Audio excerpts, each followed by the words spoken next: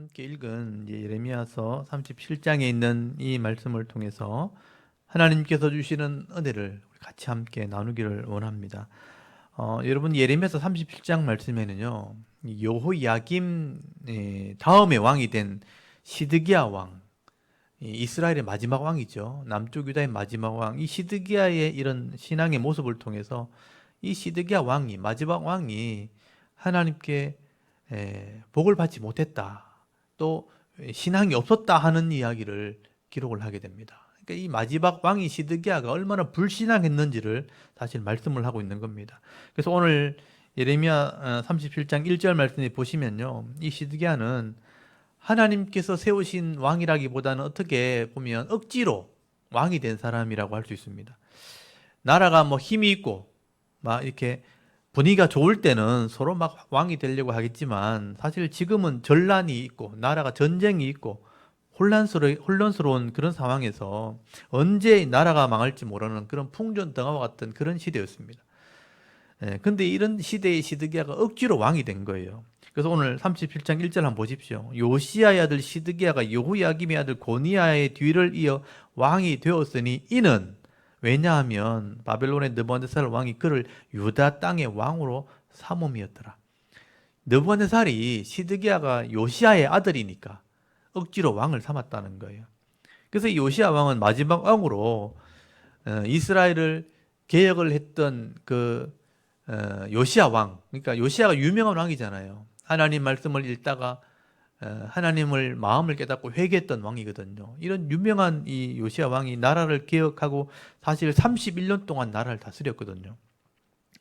그리고 이 요시야가 잘하긴 했는데 그 당시에 아수르와 이 애굽, 남쪽에 있는 애굽이 전쟁하는 그 전쟁을 막으려고 나갔다가 무기또에서 남의 전쟁에서 전사를 하게 됩니다. 정말 하나님 말씀에 순종했고 개혁을 일으켰고 31년 동안 잘 정치했던 왕인데, 이 애굽과 아수르의 전쟁을 이렇게 참가하러 가다가 막으려고 하다가 전쟁에서 전사를 하게 됩니다.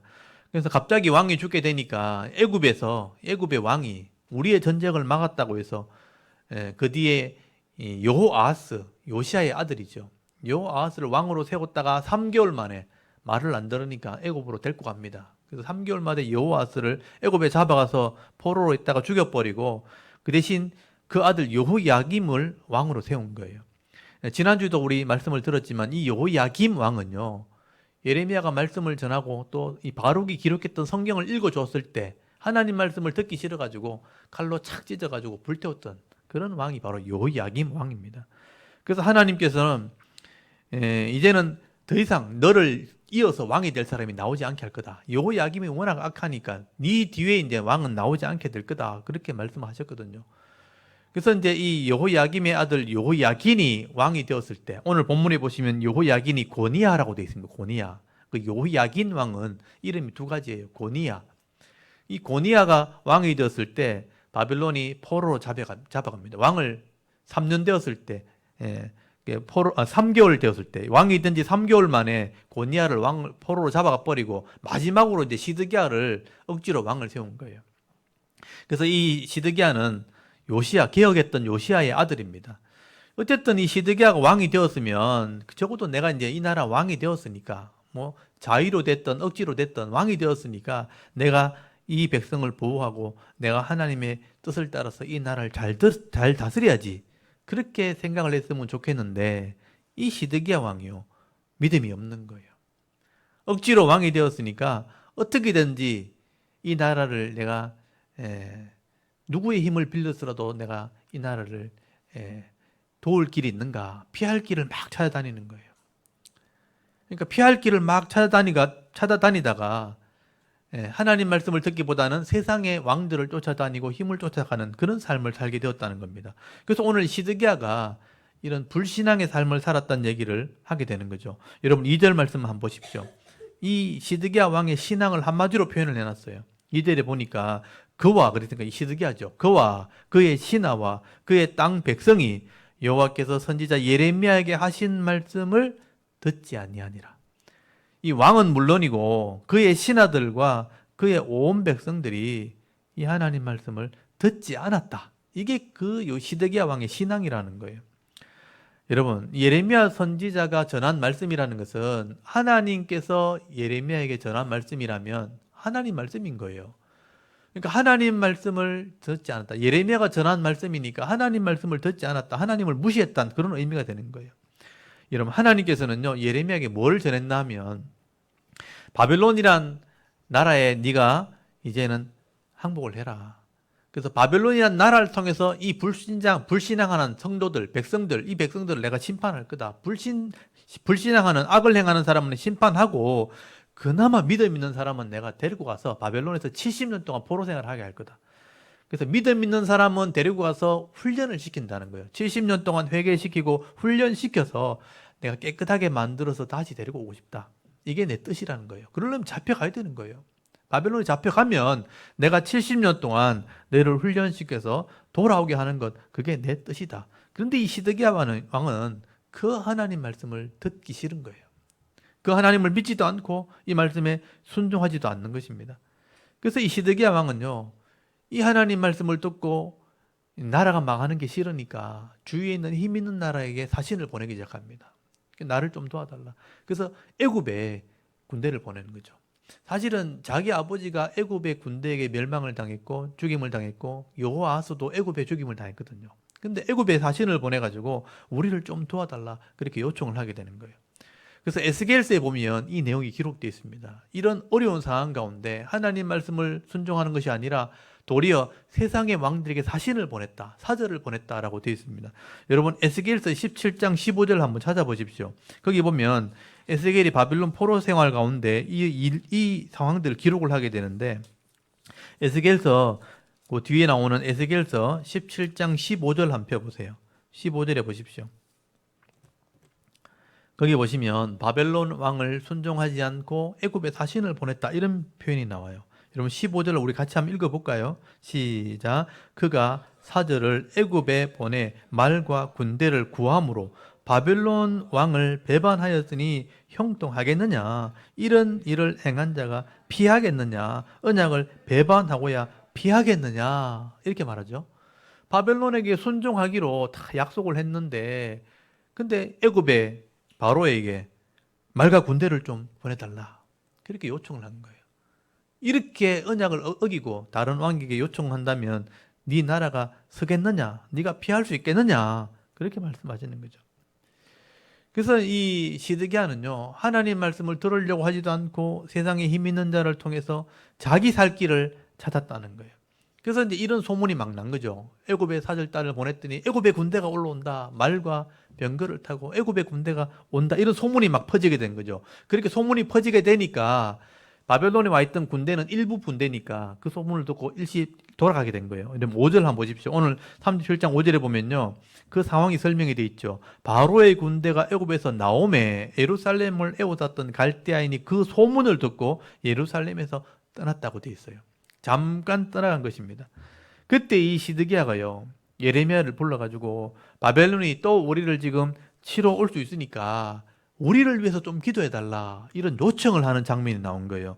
여러분 37장 3절을 잘 보십시오. 거기 보시면요, 시드기야 왕이 셀레마의 아들 여후갈과 마세야의 아들 제사장 스바단을 선지자 예레미야에게 보내 청하되 그랬어요. 너는 우리를 위하여 우리 하나님 여호와께 기도하라 그렇게 말해요. 이게 이제 중요한 장면이에요. 진짜 이 시드기야가 하나님을 믿고 의지해서 하나님 여호와께 좀 기도해달라 이렇게 말했을까? 근데 그게 아니라는 거예요. 여기 보면 이 진짜 하나님을 의지해서 기도하는 것처럼 보이지만 이거는 시드기야의 진짜 신앙이 아니라는 거죠. 왜냐하면요, 이 시드기야 왕은 예레미야 선지자의 말을 믿지도 않고 순종하지도 않고 도리어 애굽의 왕에게 군대를 요청했던 그런 사람입니다. 그래 놓고 하나님한테도 한번 기도해보자 이렇게 한 거예요. 다른 말로 하면 세상도 의지하면서 하나님께도 한번 기도도 한번 해보자 이렇게 하는 겁니다. 여러분 이 시드기야 왕의 신앙의 기준은요, 하나님께 있는 게 아니고 자기 자신한테 있는 거예요. 내게 유익이 된다면 세상도 한번 의지해보고 내가 도움이 된다면 하나님께도 한번 도움을 요청해보자, 기도도 한번 해보자 그렇게 한 거예요. 그리고 속으로는요, 애굽의 군대가 올라왔으니 갈대아인은 다시 이제 오지 않을 거다. 그 말을 이제 믿는 거예요. 자기 좋은 쪽으로 믿음을 가지려고 하는 사람이 바로 시드기야 왕이었다는 겁니다. 그래서 그 당시 시드기야 왕이 이 믿음을 잘 보셔야 됩니다. 그래서 하나님께서는요, 이런 신앙을 가진 시드기야에게 하나님 말씀을 다시 전하게 하는 거예요. 내 뜻은 이것이다, 이거예요. 여러분, 오늘 37장 6절 잘 보시면요, 하나님이 분명히 말씀하십니다. 그래서 6절에 보시면요, 여호와의 말씀이 선지자 예레미야에게 다시 임했다고 되어 있어요. 여호와의 말씀이 선지자 예레미야에게 임하여 이르시되 이스라엘의 하나님 여호와께서 이와 같이 말씀하시니라. 너희를 보내어 내게 구하게 한 유다의 왕에게 아뢰라. 유다의 왕이 시드기야입니다. 시드기야에게 꼭 전해라. 너희를 도우려 나왔던 바로의 군대는 자기 땅 애굽으로 돌아가겠고 갈대아인 이 바벨론이 다시 와서 이 성을 쳐서 빼앗아 불사르리라. 지금은 잠시 네가 도움을 요청해가지고 바로 왕이 와가지고 군대가 오니까 이 바벨론 군대가 잠깐 물러가는 것처럼 보이지만 내가 다시 데리고 올 거다. 애굽의 군대가 다시 돌아갈 거다. 네가 지금 도우러 왔던, 네가 불러서 왔던 군대는 다시 돌아갈 거다. 이 성이 불살라지는 것이 내 뜻이다. 이게 하나님의 뜻이라는 거예요. 그래서 이 하나님의 뜻을 분명히 왕에게 전해라고 예레미야에게 말씀하신 것입니다. 그래서 하나님의 뜻은 분명해요. 네가 세상에 자꾸 분위기를 따라가려고 하지 말라는 거예요. 이 땅은 악을 심판할 것이고 내 백성은 바벨론 가서 회복해서 돌아오는 것이 내 뜻이다. 그래서 여러분 9절 말씀해 보시면요, 여호와께서 이와 같이 말씀하시니라. 너희는 스스로 속여 말하기를 갈대아인이 반드시 우리를 떠나리라 하지 말라는 거예요. 그들이 떠나지 아니하리라. 여기 중요한 말이 스스로 속여서 하는 말, 자기 스스로 자기를 속이는 말을 하는 거예요. 갈대아인이 지금 돌아갔으니까 다시 돌아오지 않을 거다. 우리를 치러 오지 않는다. 근데 하나님이 자꾸 온다는데 내 속에서는 내가 스스로 속이는 거죠. 하나님 말씀이 틀렸고 내가 맞을 거야 하고 자기를 속이는 말을 자꾸 하는 거예요. 이게 잘못된 신앙이라는 거죠. 여러분, 스스로 속이는 신앙이 뭐냐 하면요, 하나님 말씀에는 잘못됐다 아니라 하는데도 내 스스로는 아니야, 내 뜻이 맞아, 이렇게 스스로 속인다는 거예요. 이게 잘못된 신앙입니다. 자기 고집대로 하려고 하는 신앙, 하나님의 뜻이 아닌 줄 알면서도 괜찮을 거야, 괜찮아, 내가 이게 좋은데 하면서 내 뜻을 자꾸 주장하는 것, 그게 자기를 속이는 말이라는 것입니다. 여러분, 하나님의 말씀과 하나님 뜻은 분명한데 자기가 싫으니까 내 하고 싶은 대로 하겠다고 자기를 스스로 그렇게 신앙으로 끌고 가는 것입니다. 그래서 하나님께 기도하면서도 하나님 말씀을 무시하면서도 자기가 하고 싶은 거 포기하지 않는 것, 죄인 줄 알면서 끝까지 따라가는 것, 둘 다 가지고 있는 거예요. 속으로는 하나님께 기도하면서도 세상 것도 가지고 싶고 괜찮아 하면서 계속 끌려다니는 것입니다. 결국 이런 사람들은요, 하나님도 붙드는 것처럼 보이고 세상도 가지고 있는 거예요. 그러니까 나중에 하나님께 버림받기도 하고 세상에도 대우를 받지 못합니다. 그래서 결국 다 잃어버리게 되는 거예요. 이게 이제 시드기야의 신앙이었다는 겁니다. 여러분, 이 역사를 보면서 그걸 잘 보셔야 돼요. 여러분, 어떻게 보면 이런 모습이 오늘날 교회 성도들의 모습일 수 있다는 거예요. 교회는 열심히 다니고 예배도 드리는데 세상 것도 따라가는 거예요. 그것도 가지고 있는 거예요. 내가 세상 것 놓치면 안 되지. 또 주일을 되면 예배 또 드리고 세상 것도 또 붙들고 있고, 시드기야가 똑같은 거예요. 여러분, 예수님께서 이런 마음을 비유할 때 마음밭의 비유를 기억하십니까? 길가밭, 돌짝밭, 또 가시밭, 좋은 밭, 이렇게 밭이 있는데 이런 사람이 꼭 가시밭 같다, 그렇게 말해요. 가시밭 같다. 하나님 말씀을 내 마음에 뿌렸는데 위에 가시가 덮여 있는 거예요. 그러니까 하나님 말씀도 있고 위에 가시, 세상의 욕심도, 세상에 가지고 싶은 어떤 욕망도, 재물에 대한 욕심도 같이 있는 거예요. 그러니까 둘 다 가지고 있으니까 말씀이 자랄 수가 없다. 결국 세상의 염려와 재리의 유혹에 말씀이 맡겨서 결실하지 못하게 되는 자와 같다. 열매가 없다는 뜻이에요. 열심히 신앙생활 하는데, 열심히 내가 직분을 가지고 봉사하는데 신앙의 열매는 없어요. 왜냐하면 세상 것을 자꾸 하려고 하다 보니까 말씀에 걸리고 자라지를 못하니까, 성숙하지 못하니까 열매가 없는 거죠. 결실 없는, 열매 없는 나무는요, 결국 불에 태워지는 겁니다. 결국 열매 없는 것은 불신앙이나 마찬가지인 거죠. 예수님이 그래서 이런 사람들은 결실하지 못한다, 걸려 넘어지는 자다, 그렇게 표현한 것입니다.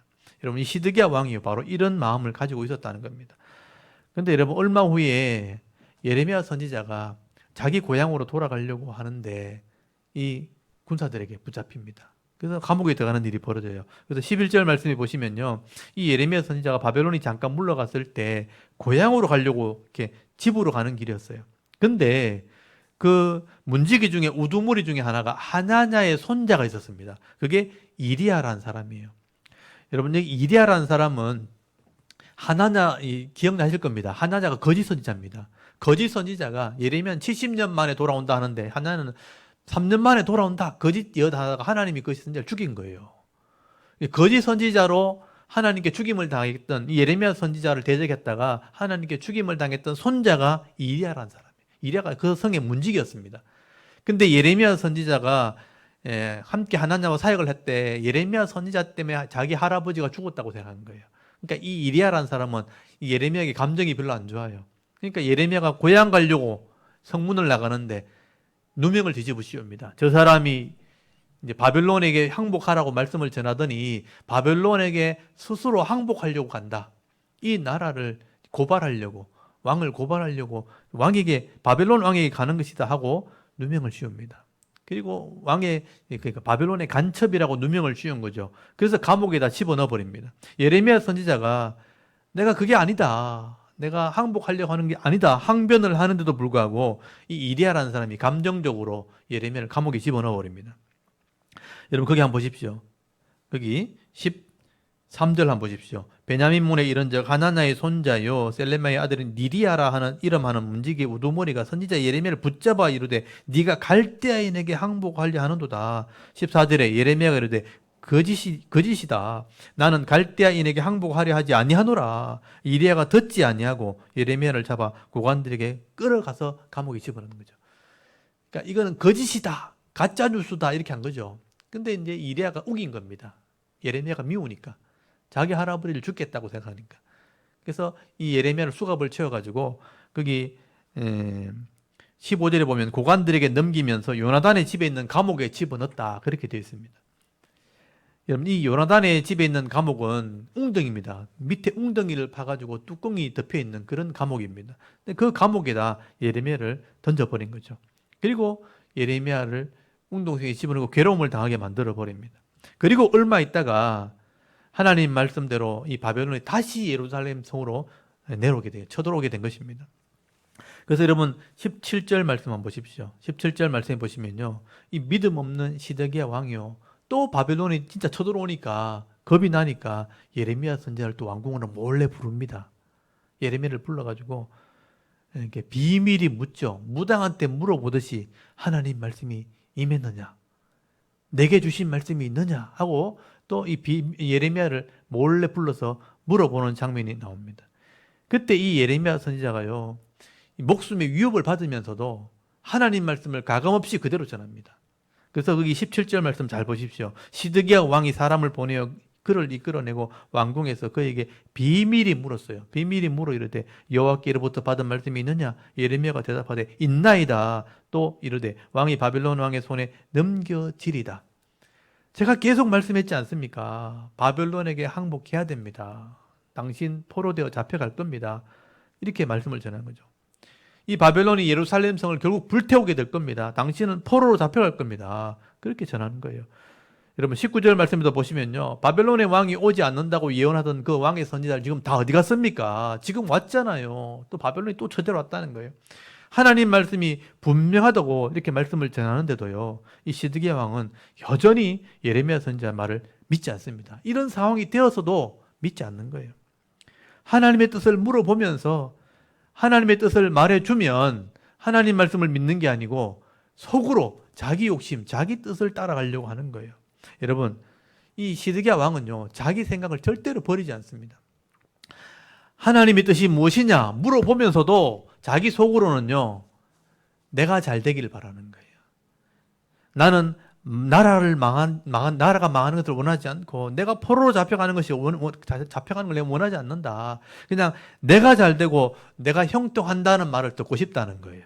하나님의 말씀을 전해도 그 말씀을 듣는 게 아니고 내가 잘 된다는 말을 듣고 싶었다는 거죠. 이게 시드기야의 불신앙입니다. 그래서 하나님의 답을 계속 들려주고 하나님의 답을 알면서도 계속 물어보는 것. 내 뜻을 이루려고 물어보는 거예요.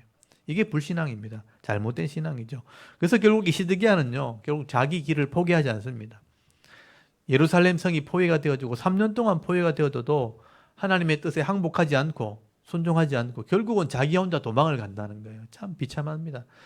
자기 혼자 이 구멍을 뚫어가지고 그 길로 도망을 가다가 바벨론 왕에 붙잡혀가지고 두 아들이 목이 달아나고 세상을 보지 못하도 두 눈을 빼버리죠. 그리고 바벨론의 포로로 잡아가다가 중간에 죽임을 당하는 일을 당하게 된 겁니다. 결국 이 시드기야 왕은요, 끝까지 예레미야가 계속 말씀을 전했는데도 하나님의 뜻을 들으면서도 내 속에 있는 욕심을 따라가다가 하나님께 버림받게 됩니다. 하나님께 버림받게 되어지고 세상 사람들에게는 조롱받게 됩니다. 도망간 왕이고 백성을 버리는 왕이고 결국 적의 왕에게 두 눈이 뽑히는 그런 조롱을 당했던 아무 영향력이 없는 그런 왕으로 인생을 마감하게 되는 것입니다. 여러분, 이 시드기야 왕은요, 하나님 말씀을 들으면서도 자기 속에 있는 욕심 때문에 이것도 아니고 저것도 아니고 신앙을 가지고 있다가도 결국은 모든 것을 다 잃어버리는 그런 삶을 살았다는 것을 우리 성경을 말씀하고 있는 것입니다. 오늘 저와 여러분이요, 이런 어리석은 신앙인이 되지 않기를 바랍니다.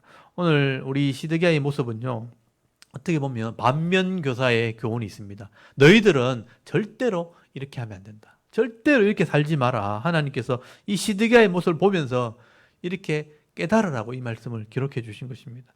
여러분, 하나님은요, 전심으로 자기를 향하는 자들에게 능력을 베풀어 주신다고 약속했습니다. 전심으로 내 마음이 하나님을 향하는 자들에게 능력을 베풀어 주시고, 하나님은 하나님을 존중히 여기는 자에게 존중히 여기고 은혜를 베풀어 주시겠다고 말씀을 하신 것입니다. 그러므로 여러분, 오늘 시드기야의 모습을 보면서 이런 모습대로 절대 살지 않겠다 믿음으로 결단하시고요, 하나님의 뜻을 깨달아서 이 말씀을 순종하는 믿음의 길을 달려갈 수 있기를 바랍니다. 그래서 하나님 말씀을 배우셔야 돼요. 성실하게 이 말씀을 배우셔서 하나님의 뜻이 무엇인지를 내가 잘 깨닫고 이해할 때 내가 분명한 신앙을 가지고 살아갈 수 있는 겁니다. 그래서 내가 사람을 따라가거나 환경을 따라가거나 이 시대의 분위기나 이런 유행을 따라 이리저리 휘둘리는 것이 아니라 하나님 말씀, 이 성령의 검, 이 말씀을 깨닫고 이 말씀을 따라 순종해 나갈 때에 내가 세상을 이기게 되어지고 죄를 이기게 되어지고 이 사탄의 권세를 이기는 삶을 살아가게 되는 것입니다. 오늘도 여러분 이 말씀을 성실하게 잘 배워서 내 마음판에 잘 새기고 정말 잘 박힌 못과 같이 이 말씀이 새겨져서 여러분 속에 있는 욕심도 이겨나갈 뿐 아니라 영적인 이 싸움에서 사탄의 권세를 이기면서 늘 승리의 삶을 누리면서 살아갈 수 있는 모든 하나님 백성들 되실 수 있기를 주의 이름으로 축원합니다. 아멘. 우리 잠깐 기도드리겠습니다. 하나님, 오늘도 이 수요 예배 시간에 예레미야서 말씀을 나누면서 이 시드기야의